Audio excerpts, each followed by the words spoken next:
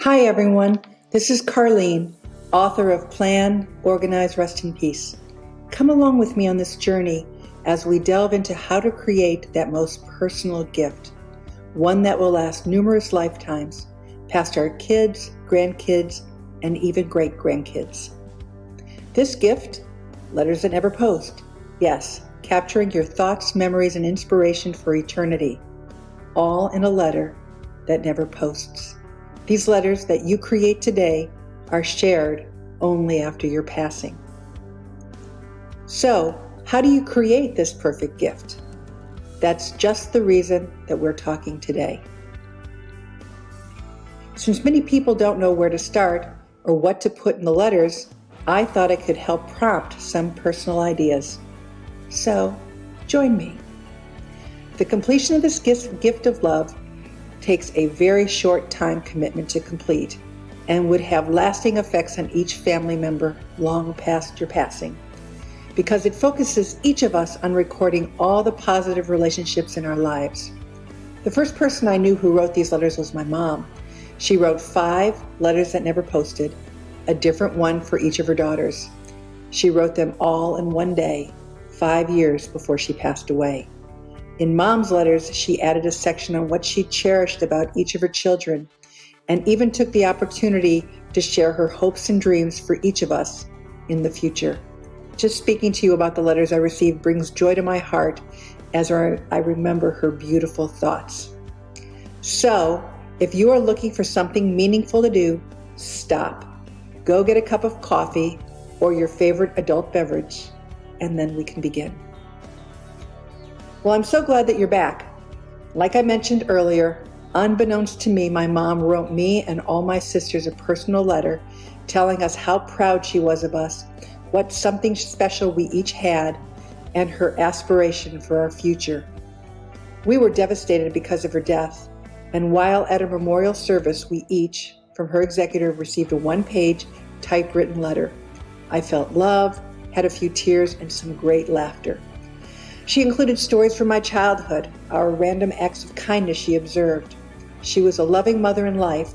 The items and thoughts that she shared were never shared prior to her death. There were funny stories of her wedding in mind, and even an emotional appeal to trust our heart and to continue to make decisions that would make her and my dad proud. Whenever I'm feeling down or going through a tough time, I pull out that letter and it makes my world brighter. Perhaps a letter written by you today would do the same thing for your loved one day. We all know in our hearts that we have something that we forgot to share in person. How proud we are of the people in our lives.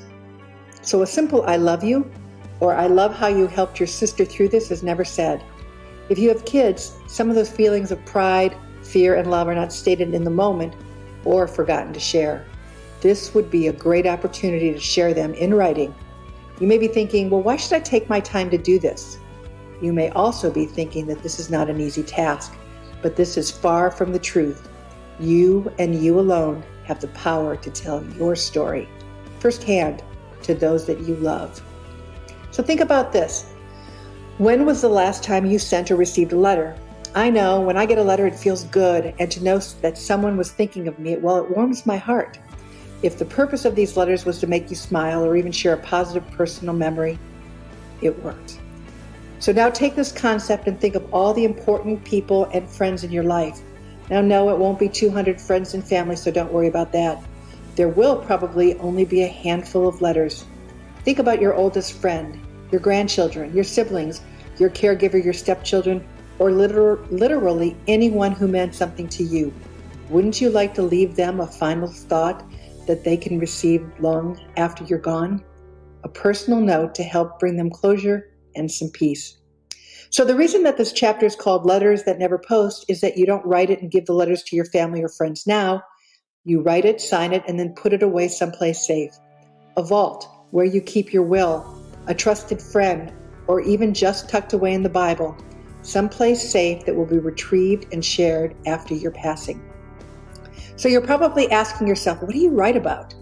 So if you don't know where to start, you could start with making a past, present, or future list and share early memories, that would be the past, The next would be memories or experiences that you fondly remember from the present. And finally, what you hope for them in the future. It could also include any one of the following 9 thoughts. The first one is your thoughts about how important that person was in your life.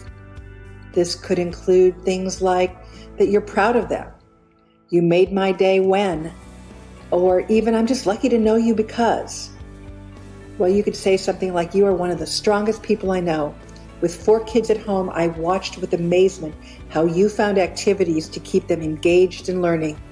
Your smile was unwavering, your attitude always positive, and you taught me to look at the bright side and help me find upbeat actions to keep moving forward.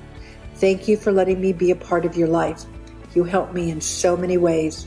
My family is better because you were a part of it. You have taught me so much.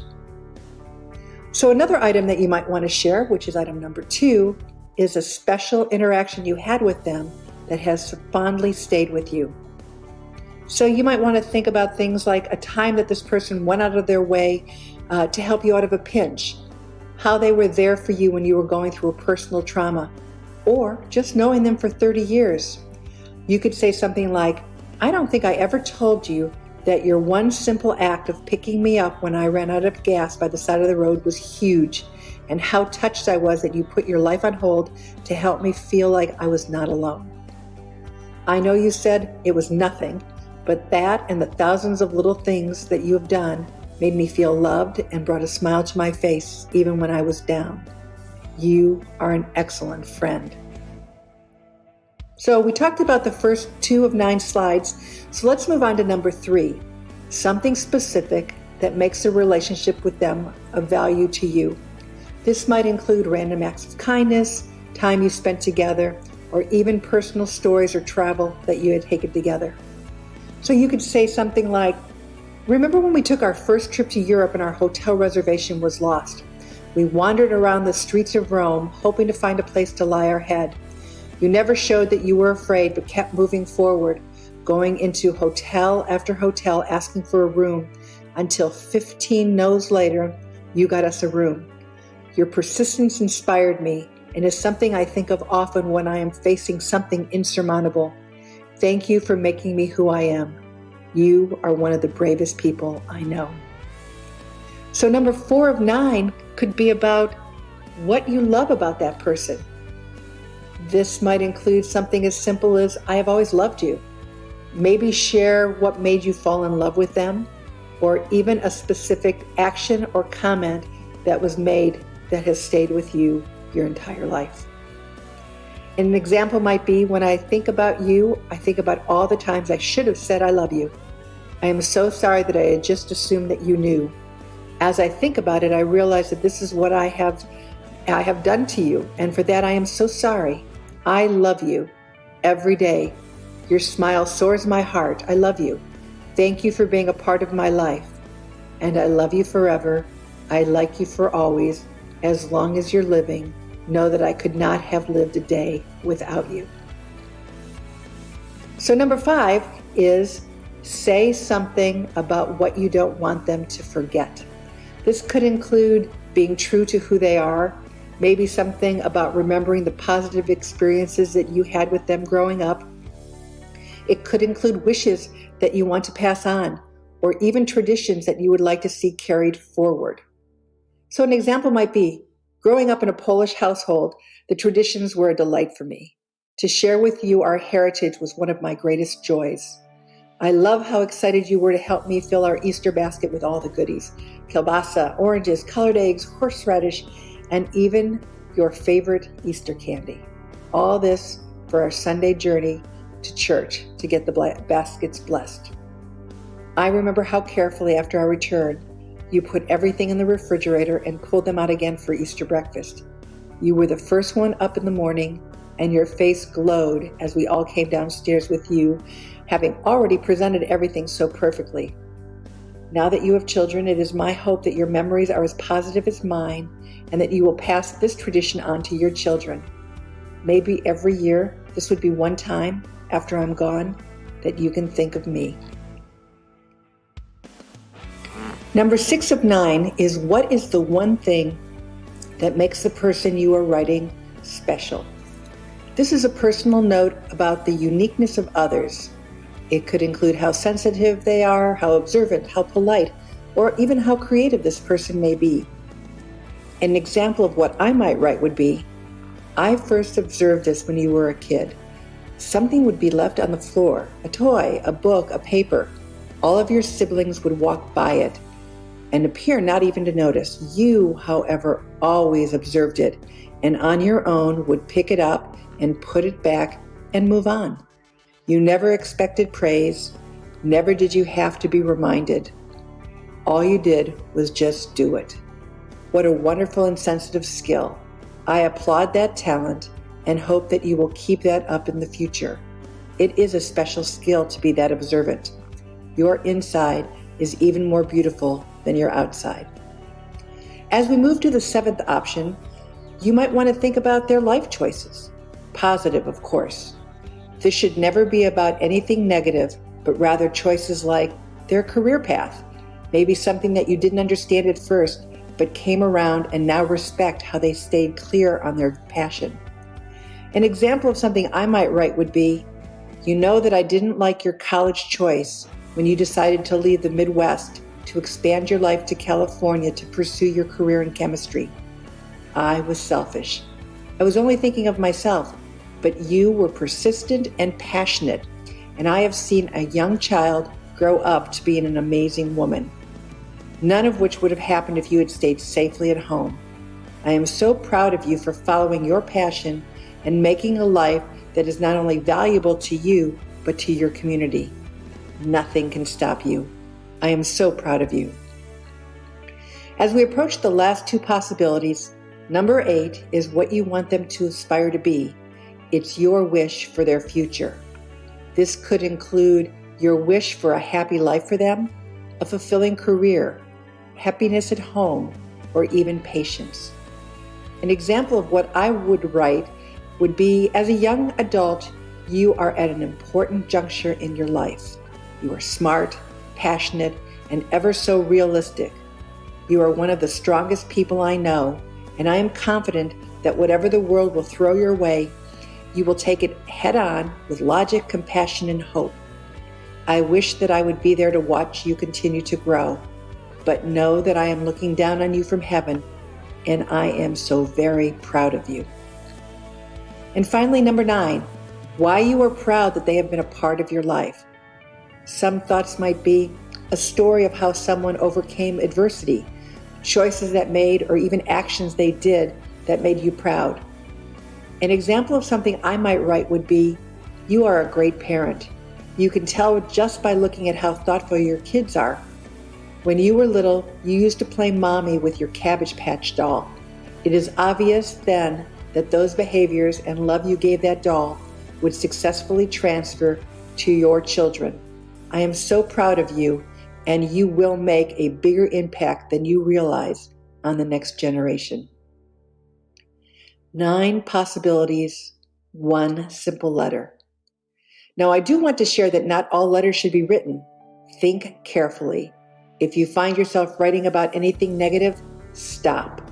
A negative letter or comment about how someone, as an example, has been a loser their entire life, or the choice of spouse was wrong, are just not appropriate.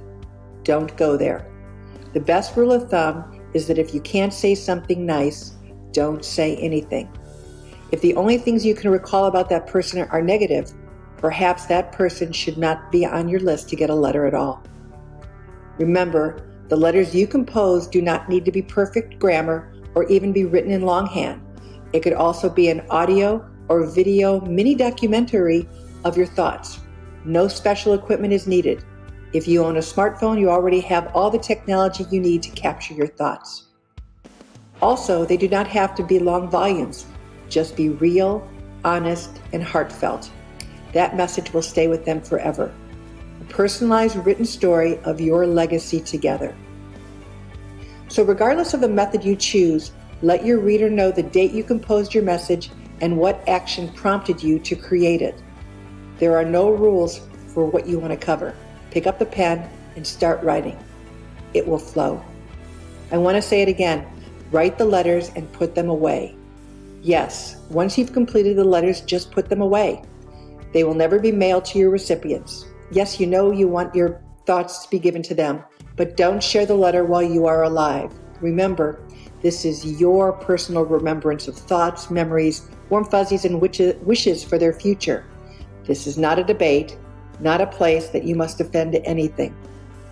And once you're done, I do recommend that you let your executor know that you would like these letters handed out in person to the recipients, maybe at the reading of the will or some private gathering that takes place after you're gone. You will be helping your selected family and friends get through their grieving process. Take a step towards peace and have something tangible to keep that represents you.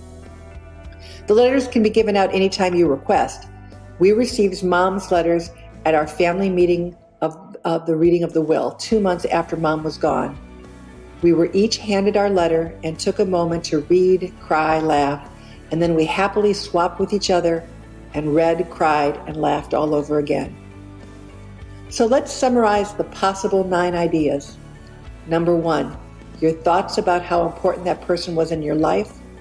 Number 2, a special interaction you had with them that has fondly stayed with you.